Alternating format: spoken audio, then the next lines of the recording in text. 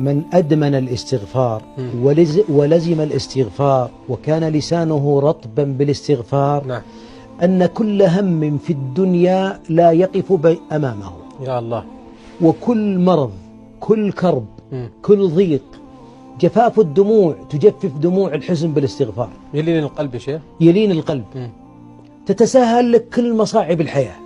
تطلع من البيت وما تدري كيف تأتي لك الأمور تترتب. أبناؤك يعودون، صحتك يبارك فيها، كل باب مغلق ينكسر قفله.